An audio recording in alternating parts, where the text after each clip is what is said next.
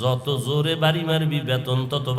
নমরুদে এত গরম ভাব, আল্লাহরে মারার জন্য বাঁশের সিঁড়ি বানায় রেডি, আল্লাহরই মাইরা লাইব। আল্লাহরে মারতে পারলে ঝামেলাই শেষ। ঠিকই বাঁশের সিঁড়ি বানায় নমরুদ আল্লাহরে মারার জন্য উঠে গেল, তীর ধনুক নিয়ে উঠলো, তীর মারলো। এবার একটা প্রাণীর গায়ে লাগলো, রক্ত লাগলো। নমরুদটা নিচে কয়, দেখ মাইরা লাইছি, আল্লাহরে মেরে ফেললাম। আল্লাহ কয়, দেখ এই গরম ভাব নমরুদের আমি আল্লাহ ধ্বংস করার জন্য কোনো ফেরেশতাও পাঠাই নাই, একটা অসুস্থ মশার সাথে ছিল জুতা মোবারক। কথা বলেন না কেন? মশায় মাথার ভেতরে গিয়া ফাঁকে ফাঁকে মিসকল দেয়, মাথা গরম। এত ডাক্তার কবিরাজ ঔষধ খাইলাম, হালুয়া খাইলাম, চান্দি ঠান্ডা হয় না। হঠাৎ জুতার সাথে মোলাকাত হয়, মাথা ঠান্ডা হয়ে গেল। নমরুদ কয়, জুতার ভিতরে যে এত বরকত আমি জানি না, মাথায় বাইন্ধে দে। জুতার বাড়ি মারে তো মাথা ঠান্ডা। কে এই বাড়ি মারবে? কয় টাকা দিয়া কর্মচারী রাখ। কর্মচারীর কাজ হলো ফাঁকে ফাঁকে জুতার বাড়ি দিবে। কানে কানে কয়, কর্মচারী যত জোরে বাড়ি মারবি বেতন তত বাড়ায় দে। এই জুতার বাড়ি খাইয়া নমরুদ ধ্বংস হয়ে গেল।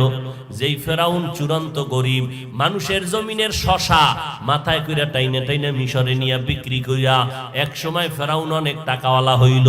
এইবার এক সময় ওই মিশরের রাজধানীর চেয়ারে বইয়া হামানের বানাইছে তার পার্সোনাল উজির।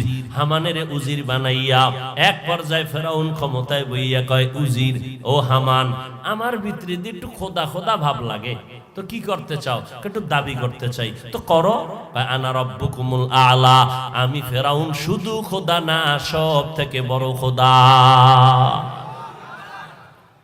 এত বাহাদুরি করলো ফেরাউন, আল্লাহ পাক লোহিত সাগরে চুবাইয়া ফেরাউনের ধ্বংস করে দিলেন। আল্লাহ নজির রাইখা দিয়া কয়, এই ফেরাউনের লাশটা রাইখা দে, দুনিয়ার বেঈমানেরা দেখা দেখা সবক নিবে। এই ফেরাউনের লাশ মাটিতেও গ্রহণ করে নাই।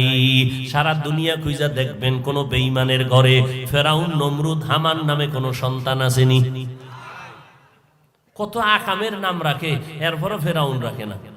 কত বেডা বড়, কত দামি ব্যক্তি, কেউ রাখে না। যদি মাসে 1 লাখ দিব, রাখবি নি? না, তুমি রাখো, আমার টাকা লাগবে না। কথা ঠিক নি? কোটি টাকা